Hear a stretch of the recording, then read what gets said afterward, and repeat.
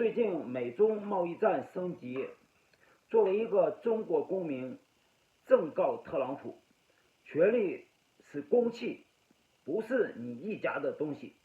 好勇斗狠，成不了大事，结局呢，只能是丑态百出。正告特朗普，中国5000年文化底蕴丰厚，我们让着你，只是让子弹飞一会儿。我们是被动的，被你们逼得没有办法才拿出稀土这张牌，这也是绝招。我们没有拿到自己的利益，是不会收兵的。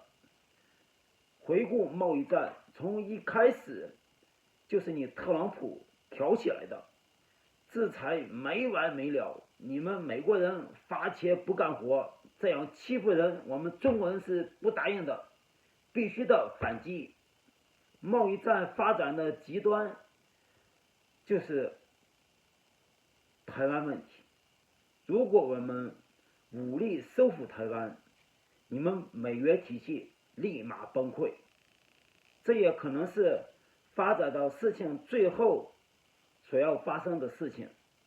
虽然我们力求和平统一，但没有办法了，我们只能武统。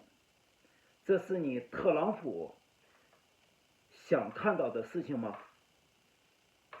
现在一个稀土，你就没招了。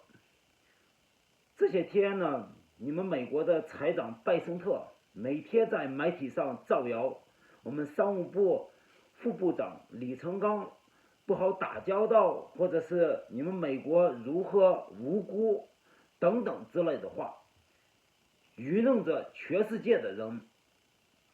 你以为全世界的人都是瞎子吗？看看贝森特这副丑恶的嘴脸吧。Somebody who's particularly difficult to deal with. Is it your sense that there's a split politically within the Chinese negotiating team, or do you think you're dealing with sort of a strategic good cop, bad cop kind of a relationship on the other side of the table? It's very difficult to know. Perhaps the vice minister who showed up here with very incendiary language on August 28th has gone rogue. Perhaps he's gone rogue. So we don't know. But what we do know is, as Ambassador Greer said, any backfilling that the Chinese are trying to do in terms of narrative, this was well flagged.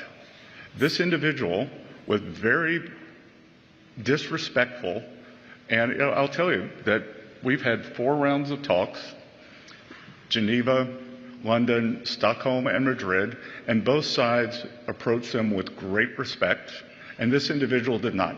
He showed up uninvited in Washington and said, quote, China will cause global chaos if the port shipping fees go through. So I don't believe that China wants to be an agent of chaos, and maybe they used to have the wolf warrior diplomats, so maybe he thinks he's a wolf warrior. We don't know.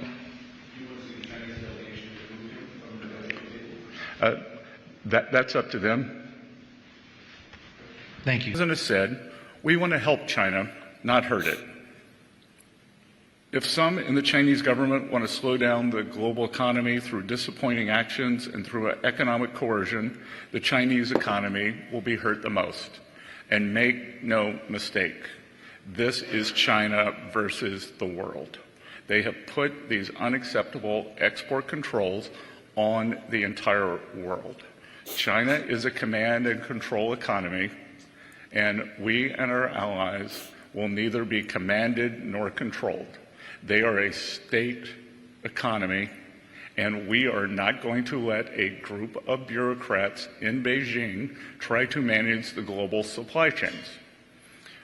As Ambassador Greer said, we had a document and an agreement in Geneva, and magnets were flowing quite well. Some U.S. auto companies have called us in the past week and said that there had been a slowdown in magnets.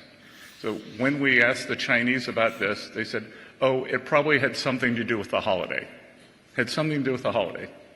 So they can't be trusted with the global supply chain. Had something to do with the holiday. Moreover, we should this should be a clear sign to our allies that we must work together, and work together we will. There will be a series of meetings this week during World Bank IMF week, and we are all aligned. Not only is China fueling Russia's war, but China's actions have once again demonstrated the risk of being dependent on them on rare earths, and for that matter, anything. If China wants to be an unreliable partner to the world, then the world will have to decouple. The world does not want to decouple. We want to de-risk. But signals like this are signs of decoupling, which we don't believe China wants. And again, we do not want to decouple. We should work together to de-risk and diversify our supply chains away from China as quickly as possible. China says that these rare earths are used in military materials and that they want to maintain peace in the world. Again, it is the purchase of Russian oil by China that fuels the Russian war machine. China buys 60% of Russian energy. They buy 90% of Iranian energy. So who is fueling the Russian war machine?